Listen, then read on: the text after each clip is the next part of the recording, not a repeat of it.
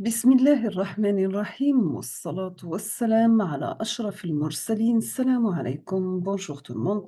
Aujourd'hui, on va voir ensemble le chapitre numéro 2. Quels sont les protocoles de communication industrielle sans fil ou bien ce qu'on appelle wireless HART.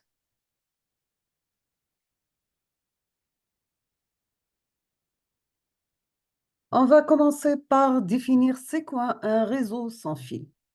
Nous avons le mot réseau est au moins deux terminaux se connectent et communiquent entre eux, soit par voie hertzienne directement ou bien indirectement.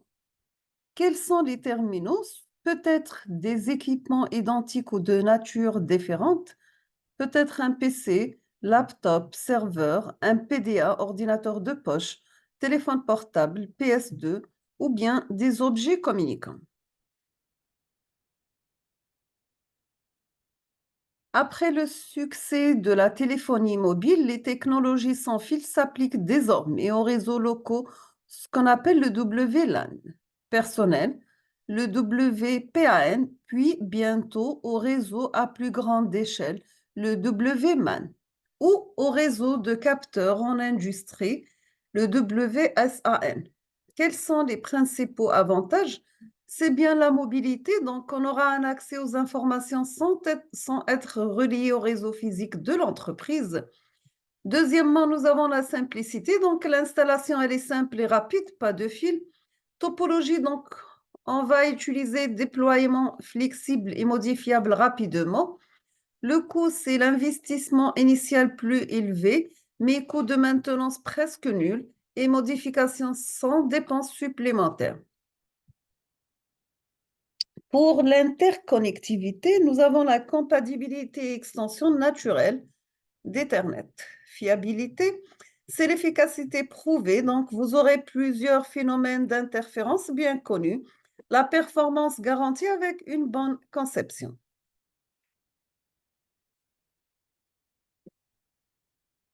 Le wireless partout, donc dans les aéroports, les lieux publics, les bureaux, domiciles, des gares et stations, des hôtels, édifices, administration, les trains, les avions, transport urbain, donc vous avez soit bus, métro, tram, événements, conférences, les hôtels, etc. Donc, le Wi-Fi, c'est partout. Voici une étude récente confirmant une croissance très forte du marché de wireless dans les applications industrielles.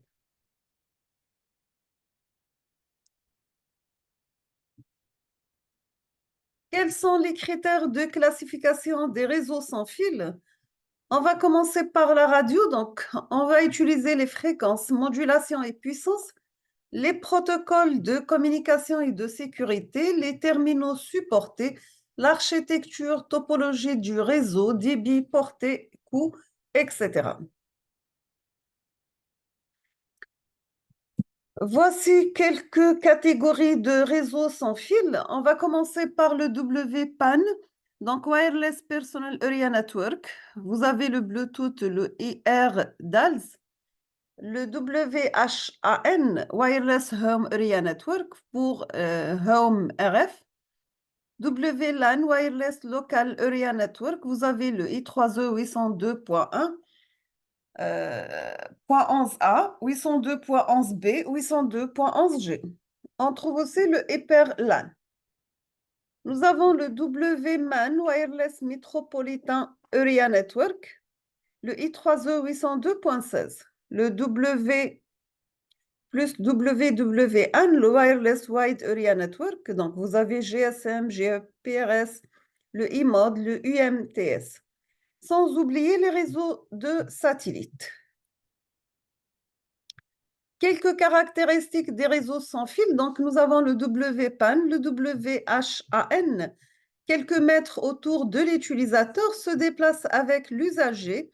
Pas de station relais, Bluetooth, donc la bande passante de 1 MB par seconde. Le IRDA, 4 MB par seconde. Pour le WHAN et le WLAN, donc de 50 à quelques centaines de mètres, couvre une localisation fixe des stations relais Vous avez le I3E 802.11, Hyper LAN, Home RF, Aéroport, DECT.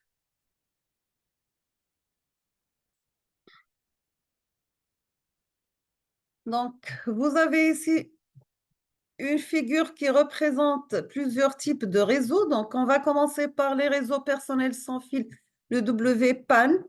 Donc, vous avez le Bluetooth Home RF, etc. On trouve les réseaux locaux sans fil WLAN, le Wi-Fi HyperLAN, l'I8Max pour les réseaux métropolitains sans fil et les réseaux étendus sans fil de WAN pour GSM, GPRS, UMTS et 3G. Bien sûr, avec la zone de couverture de chaque type de réseau.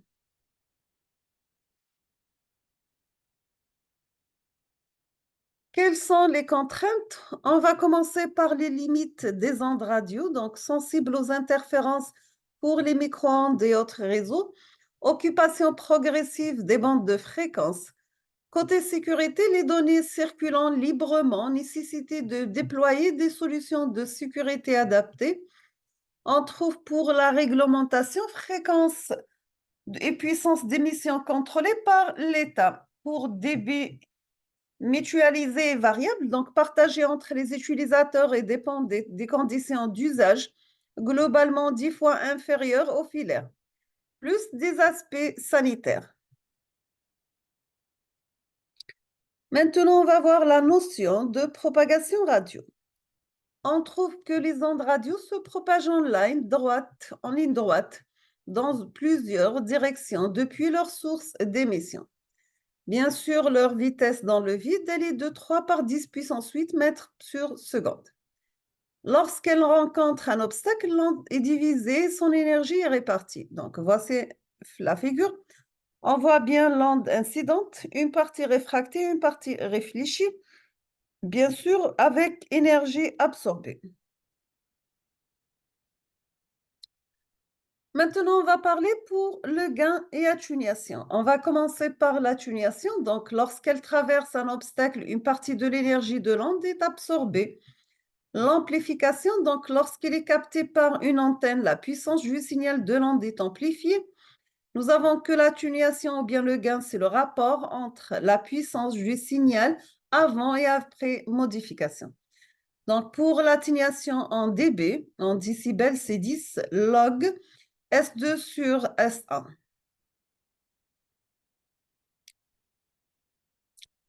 Le wireless, une réalité dans l'industrie. Donc vous avez un niveau terrain, donc vous trouvez les capteurs, les transmetteurs, les valves, etc. Niveau contrôle, le ERP.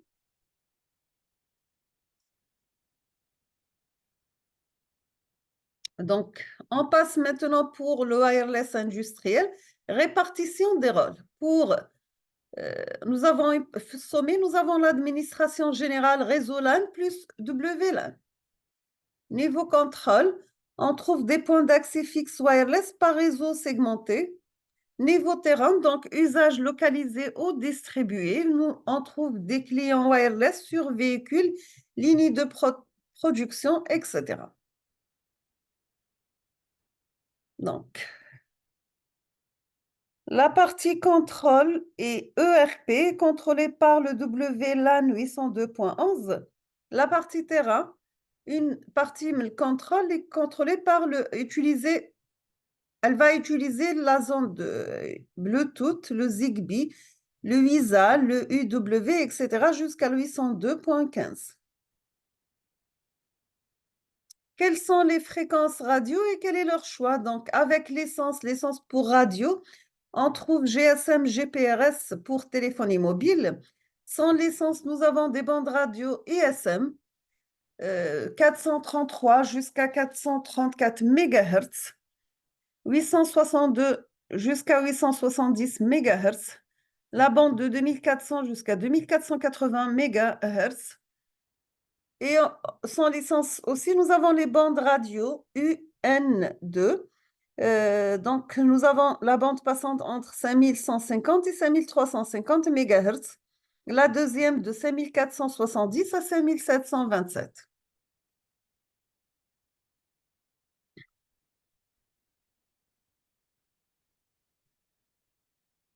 On va parler maintenant de la bande ISM. Nous avons dans chaque pays, le gouvernement, c'est le régulateur de l'utilisation des bandes de fréquence. Nous avons en France ou bien en Europe le ETSI, aux États-Unis le FCC. En 1985, les États-Unis ont libéré 3 bandes de fréquence à destination de l'industrie, de la science et de la médecine. La première bande de 902 à 928 MHz, la deuxième de 2,4 à 2,483 GHz. Donc, on utilise le 802.11b et le 802.11g. La troisième bande de fréquence entre 5,725 et 5,850 GHz, on va utiliser le 802.11a. En Europe, la première bande est utilisée par le GSM. Seules les 2 autres sont disponibles. Les fréquences radio pour côté spectre, nous avons les plages de fréquences, des basses fréquences, des moyennes fréquences, des hautes fréquences, très hautes fréquences, ultra haute fréquence, super haute fréquence et extra haute fréquence. Les longueurs d'onde de 1 km à 10 km sont utilisées pour navigation et radio sous-marine entre 10 cm et 100 mètres pour radio-données, radio et TV, 1 cm, 10 cm, liaison radio, satellite radio et les radars.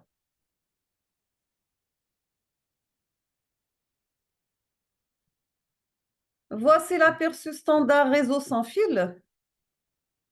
Donc, vous avez le WiMAX 802.16, le MBWA WiMobile 802.20, le Wi-Fi 802.11, le UWB 802.15.3, le WRAN 802.11, le Bluetooth, le Zigbee, la bande étroite, la bande radio multiple, GSM, GPRS et UMTS. Donc, on trouve chaque utilisation de chaque type soit dans des pièces, bâtiments, zones, villes et mortes, selon la couverture. Donc, le débit en bits par seconde en fonction de la couverture. On va parler maintenant du standard 802.11. Nous avons le WLAN, Wireless Local Area Network, le I3E 802.11, I3E USA. Quelles sont les fonctionnalités du I3E 802.11? Ils ont une architecture cellulaire. Des stations mobiles utilisent des stations de base, des points d'accès pour communiquer entre eux. Un réseau Wi-Fi composé de un ou plusieurs points d'accès avec plus ou moins de stations mobiles équipées de cartes Wi-Fi. La taille de réseau, donc, elle dépend de la zone de couverture du point d'accès, aussi appelée cellule. Une cellule unique constitue l'architecture de base du Wi-Fi appelée BSS, Basic Service Set, ou ensemble de services de base. Nous avons le roaming, déplacement d'une cellule BSS à une autre. Le handover, mécanisme qui permet de se déplacer d'une cellule à l'autre sans interruption de la communication. Donc, voici un tableau qui résume les standards réseau 802.11 Wi-Fi. On trouve le 802.11 approuvé en juillet 1997, 802.11a et H en septembre 1999, 802.HB en septembre 1999, 802.11G en juin 2003, 802.11n draft, la version 2.0. Voici les bandes utilisées pour chaque type et le spectre avec les canaux non chevauchants pour le type de transmission, un débit maximal et sans oublier la puissance en milliwatts, le gain en décibels et l'usage bien sûr. Quelles sont les couches de 802.11? Donc, vous avez les couches Wi-Fi 802.11 jusqu'à 802.2. On trouve couche physique, data link, réseau, transport, application. Nous avons Logical Link Control, la couche de liaison logique lien Wi-Fi, le Medium Access Control, contrôle d'accès aux médias, et la couche physique PHY, donc modélisation de données.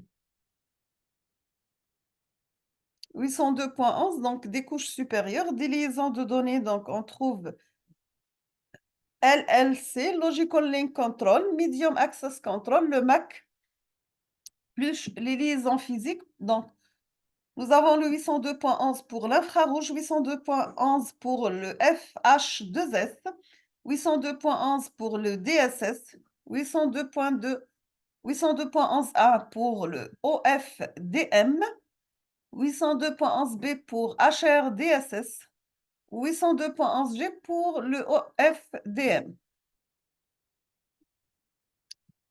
On va parler maintenant côté couche physique.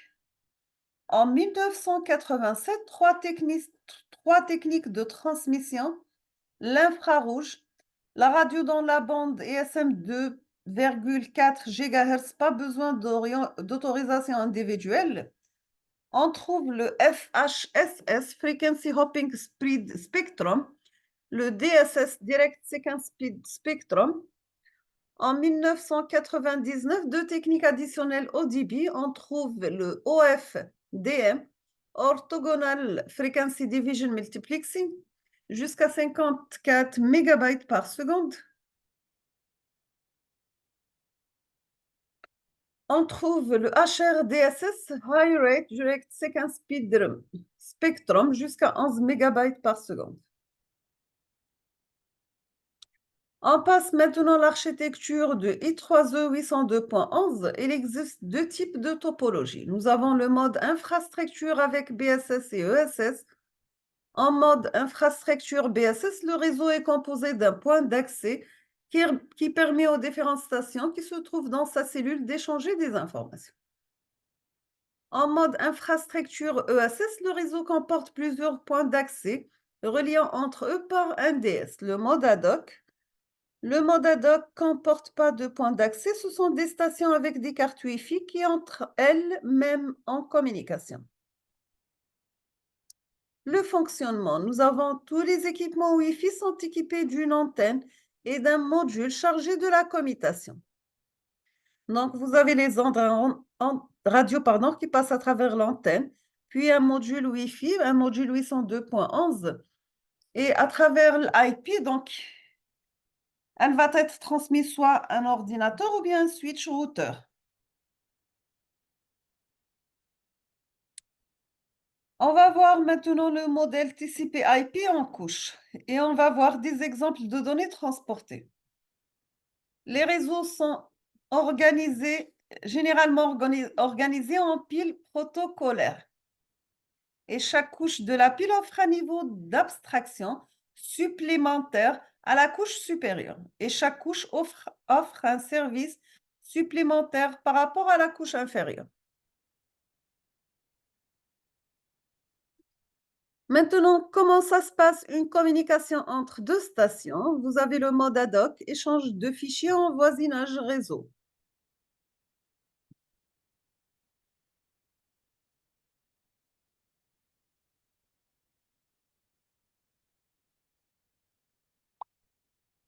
Donc, nous avons la première station.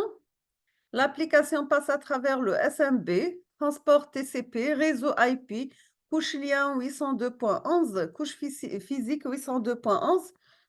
La réception, ça sera l'opération inverse. Maintenant, pour le mode infrastructure, ne remonte pas jusqu'à la couche IP. L'AP peut avoir une IP LAN qui n'est pas dans le subnet. Donc, vous avez deux stations.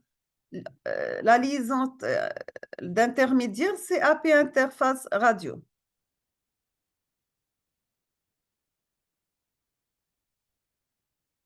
Nous avons ici, on va utiliser un AP pour bridge de niveau.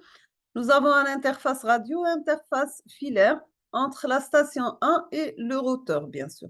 Il ne remonte pas jusqu'à la couche IP. Le AP peut avoir une AP LAN qui n'est pas dans le subnet aussi.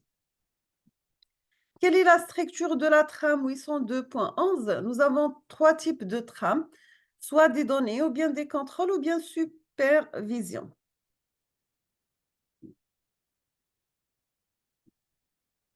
Ce qu'il faut retenir que la couche Wi-Fi 802.11 est indépendante de la couche IP. Elle est préalable à son fonctionnement dans la communication réseau et lors de la configuration du réseau. Ces deux aspects sont traités séparément et nécessaires pour la communication entre les équipements. On trouve les paramètres radio et les paramètres réseau.